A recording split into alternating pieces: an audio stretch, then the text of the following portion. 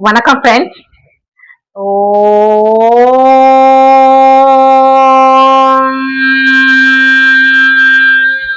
நம சிவாய. காஞ்சி காமாட்சி, மதுரை மீனாட்சி, காசி விசாலாட்சி, இப்படி வரிசையில கல்யாண காமாட்சி அப்படிங்கிற அம்மனை பத்தி நாம இந்த பதிவுல பார்க்க போறோம். ஆமா ஃப்ரெண்ட்ஸ், தருமபுரி பஸ் ஸ்டாண்ட்ல இருந்து ஒரு 7 கிலோமீட்டர் தூரத்துல இருக்கக்கூடிய கல்யாண காமாட்சி சமேத மல்லிகார்ஜுனீஸ்வரர் கோவில தான் நாம இன்னைக்கு தரிசிக்க போறோம். ஆமா, என்னப்பன் சிவபெருமான் இந்த ஸ்தலத்துல மல்லிகார்ஜுனீஸ்வரர் அப்படிங்கிற பெயரோட அருள் வாழ்த்திட்டு வராரு. இறைவியின் பெயர் தான் கல்யாண காமாட்சி. பேரே எவ்வளவு அழகா சந்தோஷமா இருக்கு பாத்தீங்களா? கல்யாணம் அப்படின்னாலே நல்லவைகள் அனைத்தும் அப்படின்னு அர்த்தம். அப்ப கல்யாண காமாட்சிய நம்ம வணங்கினா நம்ம வீட்டுல கல்யாணம் வரும், திருமண வைபவம் நடந்தேறும், சிறப்பான விசேஷங்கள், கல்யாண குணங்கள் அப்படின்னாலே சிறந்த குணங்கள்னு அர்த்தம். அப்படி சிறப்பான விசேஷங்கள் நம்ம ஒவ்வொருவர் வீட்டிலையும் நடக்கும். அதனாலதான் நம்ம கல்யாண காமாட்சிய வணங்க போறோம். ஸ்ரீசைலத்துலதான் மல்லிகார்ஜுனேஸ்வரர் நம்ம வணங்கி இருக்கோம். பாருங்க, அதே பெயருடன் ஸ்ரீசைலம் போக முடியாதவங்க கூட நாம இங்க தருமபுரியில இருக்கக்கூடிய இந்த மல்லிகார்ஜுனேஸ்வரர் என் அப்பன் சிவபெருமான வணங்குனா நம்ம ஸ்ரீசைலம் போன அந்த புண்ணியமும் நமக்கு இங்கேயே கிடைக்கும். மல்லிகார்ஜுனேஸ்வரரை, இறைவனையும் இறைவி காமாட்சி அம்மனையும் நாம தரிசிப்பதற்கு முன்னால ஜெயகௌரி ஜோதிடாலயம் சேனல்ல நீங்க முதல் முறையா பாக்குறவங்களா இருந்தா சப்ஸ்கிரைப் பண்ணுங்க. அதே போல பெல் ஐகானை கிளிக் பண்ணுங்க, லைக் பண்ணுங்க, ஷேர் பண்ணுங்க ஃப்ரெண்ட்ஸ். இந்த உலகம் உய ஓம் நம சிவாய அப்படின்னு கமெண்ட் பண்ணுங்க ஃப்ரெண்ட்ஸ். நான் வழக்கம் போல இந்த வார்த்தைய சொல்லிண்டேதான் ஃப்ரெண்ட்ஸ் இருப்பேன். ஏன்னா ஓம் நம சிவாயங்கிற அந்த ஒரு பஞ்சாட்சர மந்திரத்தை ஒரு முறை சொன்னாலே நம்ம சிவபெருமான 1000 முறை நமஸ்காரங்கள் செய்ததற்கு சமம் அப்படின்னு சொல்லுவாங்க. அதனால ஒவ்வொரு பதிவிலையுமே நான் சொல்லிட்டே இருக்கிறது என்னன்னா ஓம் நம சிவாய அப்படின்னு கமெண்ட் பண்ணுங்க அப்படின்னு சொல்றது. வாங்க ஃப்ரெண்ட்ஸ், கல்யாண காமாட்சி அம்மனையும் மல்லிகார்ஜுனேஸ்வரரையும் வணங்கி வருவோம்.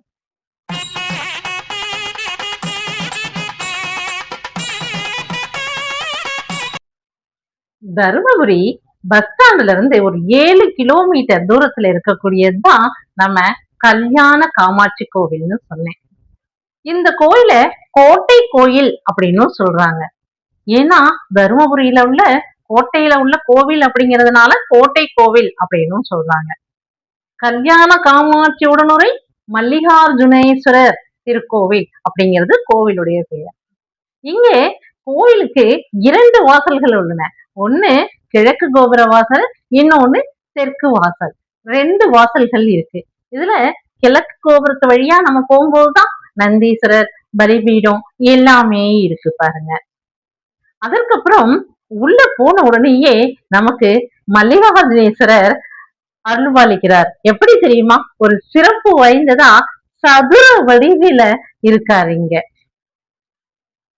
ஆவுடை சதுர வடிவில் உள்ள சிறப்பு வாய்ந்த ஒரு ஸ்தலம் அப்படின்னும் நம்ம சொல்லலாம். மல்லிகார்ஜுனேஸ்வரர் சதுர வடிவான ஆவுடையில் லிங்க ரூபமா ரொம்ப அருமையா நமக்கு அருள்பாலிச்சுட்டு இருக்காரு. சிவபெருமான் இப்படி இந்த இடத்துல இருக்கும்போது அவர்களிடமிருந்து 18 படி உயரத்துலதான் நம்ம கல்யாண காமாட்சி அம்மன் இருக்காங்க. பாருங்க, எப்படி இறைவனை விட இறைவிய 18 படி மேல வச்சுதான் அவங்க வழங்கியிருக்காங்க 8ஆம் நூற்றாண்டிலேயே. ஏன் இந்த 18 படிகள் இருக்கு அப்படின்னு சொல்லி கேட்டோம்னா 18 குணங்கள், கல்யாண குணங்கள்னு சொன்னோம் இல்லையா? கல்யாண குணங்கள்னா சிறப்பு வாய்ந்த நல்ல குணங்கள், சிறந்த குணங்களுக்கு பேர் தான் கல்யாண குணங்கள் அப்படின்னு பேரு. அப்படி அந்த கல்யாண குணங்கள் 18 கல்யாண குணங்களையும் நாம பெறணும் அப்படின்னா இந்த 18 படியை கடந்து கல்யாண காமாட்சியை நாம வழிபட்டாதான் அவளுடைய அருள் நமக்கு கிடைக்கும். அந்த 18 குணங்களையும் நாம் பெறுவதற்காக தான் இந்த படிக்கட்டே 18 படிக்கட்டுகளா இருக்கு. அப்படி 18 படிகளையும் நாம வணங்கி மேலே கோவிலுக்கு சென்று கல்யாண காமாட்சியை தரிசிக்கும் போது அவங்க அமர்ந்த நிலையில் இருக்காங்க. அதாவது பஞ்ச ரத்ன யோகம் அப்படின்னு சொல்லக்கூடிய அந்த அமர்ந்த நிலையில அவங்க இருக்காங்க. 4 திருக்கரங்களுடன் ரொம்ப அழகா ஆசனத்தில் அமர்ந்திருக்காங்க. ஃப்ரெண்ட்ஸ், இல்லையே 18 படிகளுக்கும் பெண்களாலேயே படி பூஜை நடத்தப்படுகிறது. திருப்படி பூஜை அப்படின்னு சொல்றாங்க. அதாவது என்னைக்குன்னா ஒவ்வொரு அமாவாசை அன்னைக்கும் அம்மன் கோவிலுக்கு ஏறி செல்லக்கூடிய இந்த 18 படிகளுக்கும் நன்றாக அலம்பி விட்டு அதற்கு மஞ்சள் குங்குமம் இட்டு பூக்கள் இட்டு புதிய சேலைகளை அந்த படிக்கட்டுகளுக்கு அர்ப்பணித்து தூப தீப ஆராதனையோட நல்ல திருப்படிக்கட்டு பூஜை நடைபெறுகிறது. நம்ம என்ன சொல்லுவோம், ஐயப்பனுக்கு தான் 18 படிக்கும் பூஜை நடத்துவோம் அப்படிம்பாங்க. ஆனா பாருங்களேன், இங்க கல்யாண காமாட்சி அம்மனுடைய இந்த 18 படிக்கும் நல்ல ஒரு பூஜை திருப்படி பூஜைன்னு சொல்லிட்டு பெண்களாலேயே நடத்தப்படுகிறது. அதுதான் ரொம்ப இம்பார்ட்டன்ட் பாருங்களேன். பெண்களே வந்து அம்மனுக்கு செல்லக்கூடிய இந்த 18 படிகளுக்கும் பூஜை செய்து வழிபடுகிறாங்க. அதோடு இல்லாம உற்சவ அம்மனை தன்னுடைய தோளில் சுமந்து கோவிலை வலம் வந்து வழிபடுகிறார்கள் இங்க. இது எல்லாமே நம்ம கல்யாண காமாட்சி அம்மனுடைய சிறப்பான வழிபாடுகளை நாம கண்குளிர தரிசனம் செய்யறோம். அதோடு இல்லாம இங்க அனைவருமே இருக்காங்க. யார் யாரு அப்படின்னா செல்வ விநாயகர், அவரு வலம்புரி விநாயகரா இருக்காரு. அடுத்தது சண்முகநாதர், கால பைரவர், இப்படி அத்துணை பேரும் இங்க இருந்து நமக்கு அருள்பாலிச்சுக்கிட்டு இருக்காங்க. அதே போல இங்க சூலினி அப்படின்னு சொல்லக்கூடிய ராஜதுர்கை அம்மன் அருள்பாலிச்சுக்கிட்டு இருக்காரு.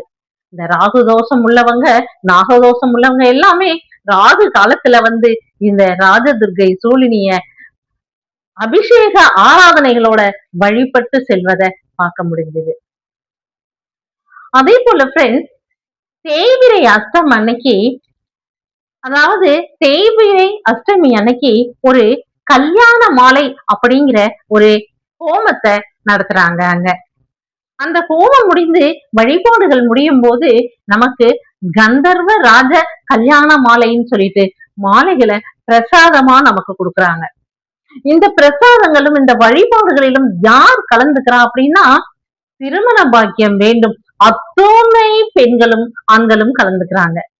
இளம் பெண்களும் இளம் ஆண்களும் தேய்பிரை அஷ்டமியில் நடக்கும் இந்த ஹோமத்தில் கலந்து கொண்டு கந்தர்வ ராஜ கல்யாண மாலையை வாங்கி வீட்டிற்கு எடுத்து சென்று வைத்தால் திருமண பாக்கியம் சீக்கிரம் கைகூடும் அப்படின்னு சொல்லி வேண்டிக்கிறாங்க. அதனாலதான் வேண்டுதல் செய்த கையோட அந்த மாலைகளையும் அங்கிருந்து வாங்கி கொண்டு போய் வீட்டுல வைத்து பூஜை செய்து வழிபாடு நடத்துறாங்க. இன்னும் ஒரு முக்கியமான சிறப்பு என்னன்னா, இந்த நம்ம கல்யாண காமாட்சி அம்மனை வழிபடும் போது அத்துணை கல்யாணமும் நம்ம வீட்டில், அதாவது சிறப்புகள் விசேஷங்கள் அத்தனையும் நமது வீட்டில் நடைபெறும் அப்படின்னு நான் சொன்னேன்.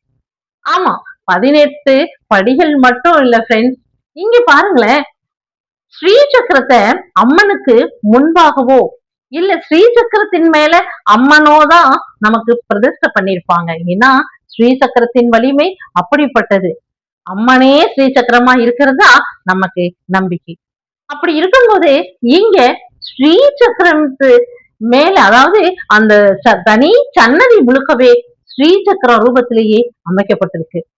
ஆந்தி காமாட்சியை போலவே இங்கவும் கல்யாண காமாட்சி ஸ்ரீ சக்கரத்தின் மேலே அமர்ந்திருக்கிறாள். மேலேனா சந்நிதியே ஸ்ரீ சக்கரமாக அமைந்திருக்கிறது.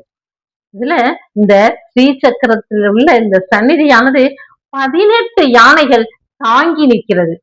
18 யானைகளின் தலைமையிலதான் நம்ம கல்யாண காமாட்சி சந்நிதியே அமைந்திருக்கு பாருங்க. அதே போல அந்த கல்யாண காமாட்சியின் சந்நிதியின் மேற்பரப்புல அஷ்டதிக் பாலகர்கள் அருள்பாலிச்சுக்கிட்டு இருக்காங்க. இப்படி எல்லாமே நல்ல கல்யாண குணங்களை கொண்ட அந்த கல்யாண காமாட்சி கோவில நம்ம போய் கால் மிதிச்சுட்டாலே போதும். அந்த இடத்துக்கு நம்ம போயிட்டாலே போறோம்.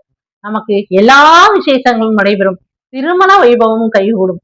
நீங்க தேய்பிறை அஷ்டமி அன்னைக்கு சேர்ந்த அந்த ஹோமத்திலையும் கலந்துக்கோங்க.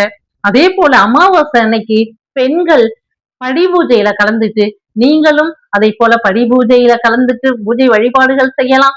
அடுத்தது புடவை சார்த்தி அந்த திருப்படிக்கட்டுகள் இருக்கு இல்லையா, 18 படிகள், அதற்கு புடவை சார்த்தி வழிபாடு செய்யும் போது சீக்கிரமாக திருமண வைபவம் நடக்கும், திருமண பாக்கியம் கிடைக்கும் அப்படிங்கிறதும் ஒரு ஐதீகமா அங்கே சொல்றாங்க, நடந்துட்டு இருக்கு.